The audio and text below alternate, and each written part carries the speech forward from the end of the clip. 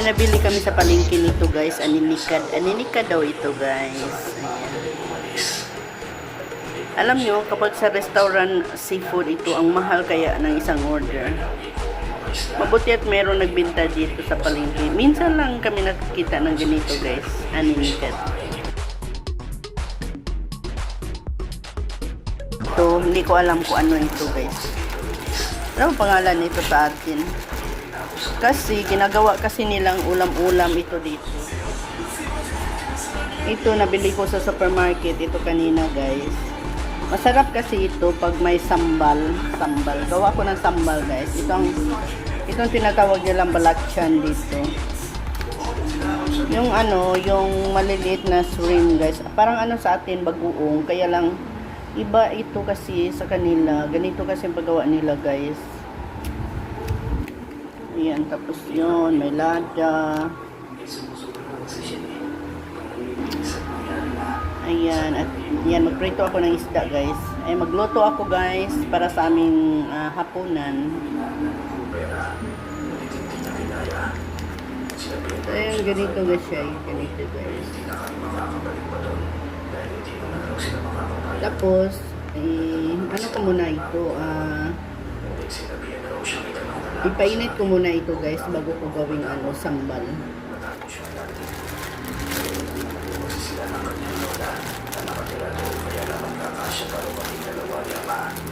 Yan, ganito siya guys. Ayan.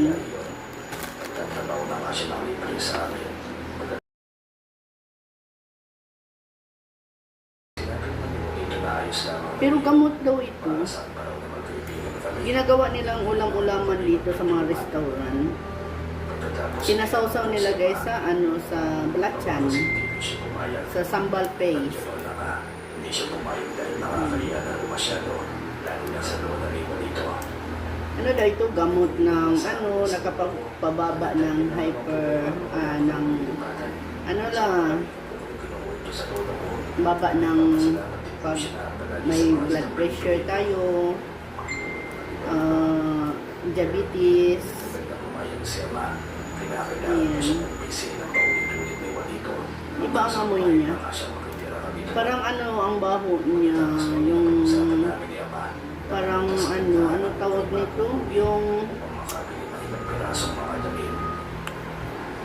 oregano. Parang ganun ang amoy niya.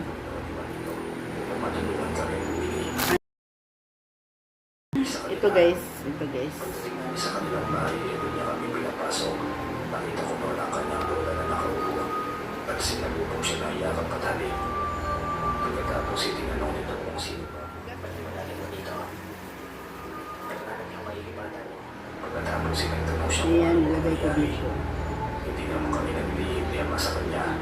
At ikinuha ito namin sa kanya. Tapos magluto muna ako guys. Simula pa paano nagtapos. Nalungkot si Lola para sa amin dahil nagkaroon kami ng kailangan ko. At hindi niya sa gusto ko pumasok lang ako ng mga tao. Sa oras dito sa atin dito. Hindi ko maliwanag kung bakit hindi ito. Ang ating aninikad. Pagkatapos sinatapos si Pedro. Kung meron mamang tulayo, paano makakagawin ito?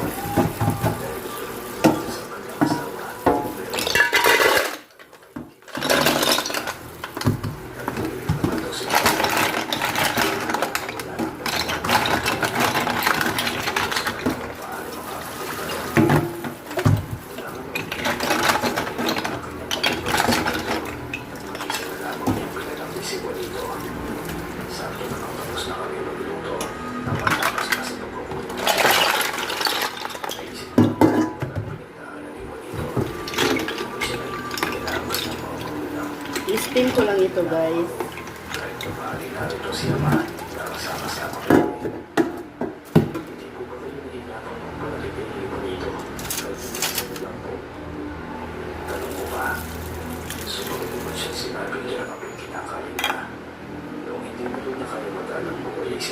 Gawa ko ng sambal paste. Yan, lagay natin dyan. paano nga ba niya kinakaya ang hamon ng buhay? Yan. Yung dalawa na agad na malalalaki ang kamay nito. At pagkatapos ay umalis na ang mag-asawa. Sugar, guys. Sa pagtulong niya sa akin. Tapos, bigbikin na natin ganyan. Bakit nais nila akong sandali? Siguro naman ang pagkatanungan sinabi Eh. si Tio at Tia ko yun. At gusto nilang kumuha ng isda sa akin na hindi nagbabayad. At nang sinabi ko hindi ako pumayag, gusto nila ako sakal. Natawa naman siya nung sinabi, grabe naman daw sila. Gusto lang kapag hindi na magbigyan ay mananakit. Sinabi ko naman, na lalo niyang sasabihin grabe sila kapag nalaman nila ang ginawa sa akin.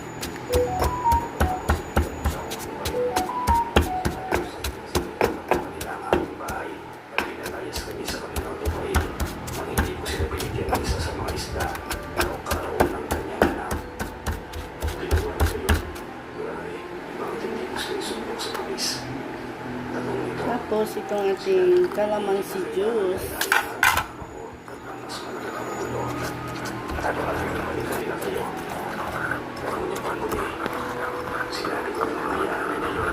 Ayan, ganito lang guys. Magawa ng balachan. Balachan tawag nila dito. Sambal paste. Ayan. Ayan. Lagyan natin dito.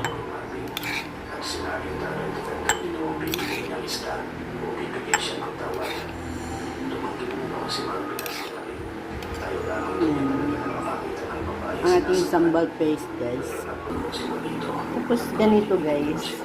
Ayan.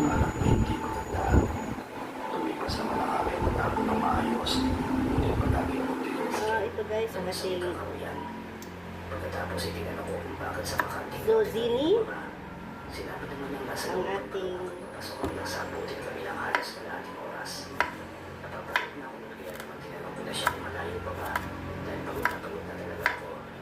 Sumagot naman siya sinabi malapit na kami at hindi ko malayo nakalabas na pala kami ng pag-uwian. Tumuhan sa akin ako ng isang napakagandang bayan na para pang makikita ko lamang sa aking imahinasyon. Habang kinukwento sa akin ni Marvin. Kahit na ngayon pa ako hindi ko mapagkakaila na ito yung kinukwento sa akin ni Marvin na bayan ka ng pinagalingan na sinasabi niya na may nila pa raw. Pero nakikita ko ngayon ito sa gitna ng kakauyan kaya nagtanong ako sa kanya dahil nalilito pa rin ako. Ito mo, ang bayan pinagalingan ko. Bakit nalito ito sa gitna ng kakauyan dito sa Samar? Kahit nang sabi mo yung sabi naman dito diba sa Manila? Pasensya ka na yun ako nagsinungaling ako. Natatakot kasi ako na kapag nalaman mo yung magalit ka sa akin. Pero ngayon iaaminin ko na sa iyo ang lahat. Hindi ako galing sa Manila. Birihan talaga ang gusto kong sabihin at hindi binondo. Pinigilan ko lamang mo at hindi na akong napaisip. Dahil magpipang ang oras dito sa mundo ng mga tao. Kaya may namuong tanong sa aking isipan. Nang buksan ni Marvin ang pinto ng sasakyan, inaitanong ko sa kanya iyon. Tinanong ko kung paano siyang araw-araw nakakapunta sa palengke. Kayo magkalayo ang oras. Maiksi lang naman ang ipaliwanag niya sa akin. Hindi raw niya inuuwi ang mga binibigyan niyang isda. Pagkain ang kwento niya sa akin. At hindi rin siya umuwi sa kanila. Umuwi pa raw siya malapit sa may ampunan. At ang mga binibili niyang isda ay ibinabahagi raw niya sa mga batang naroon. Napakaganda ng kanyang paliwanag kaya naman muling natapunan ang kanyang kasinungalingan.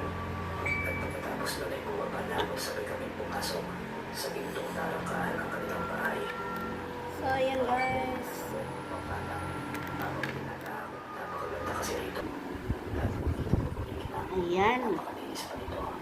Tapos, magprito muna ako ng isda.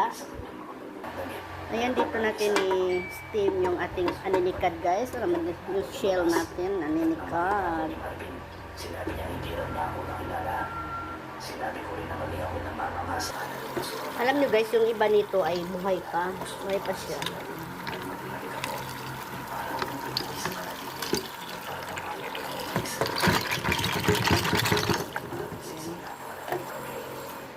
Mukha kasi niya si Bonito. At kung siya kaya yun, paano siya nakapunta dito? Ayan, ganyan yun. Mga nabubuong tanong sa aking isipan Ay. habang papalapit ito sa akin. Pero parang hindi rin siya yun. Dahil parang mas matanda. Pero paano kung lumipas na ilang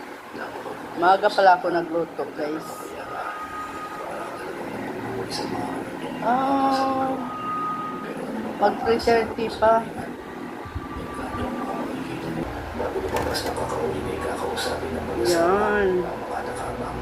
Okay na ito, guys. Amoy luya siya, guys. Kami nakalayo na makapunta kami sa kakauwian. Nagpinagalingan namin yung parang Pan muna natin. Ayan, magprito tayo ng isda dito, guys. Ayan.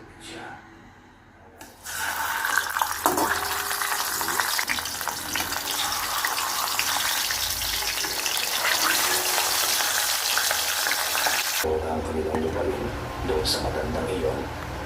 Nakita naman silang mag-uupang sa mismong lupang. Ayan, luto na siya. Ayon kasi kita rin nakasama ko sa kalende. Pinagkakaroon ng malutang sabit ang anak nila na gusto. At kinakailangan na ibenta na nila ang kanilang pagkakilit bahay. Sila sa matanda na nakabili ng bahay at lupa nila mga taga-bito. Ipinangalan nila ang malaking lupain ng iwan dito.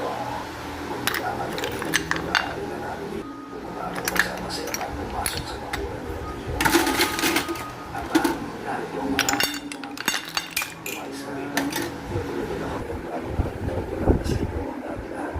Pero kung ito ay palawalas na ang dati niyo, lalo na ang dati na ang naibulog sa ito ang lahat na wala ka rin na pinaging naman pagiging pumunyo sa amin sa pag-isita namin sa ito. May ibang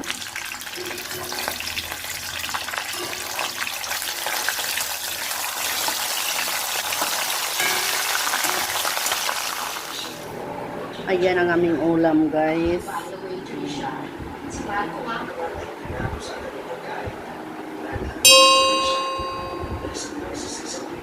Ayan, kakain na po tayo, guys. Maaga kami maghapunan. para sa kanilang sa pag-aaral.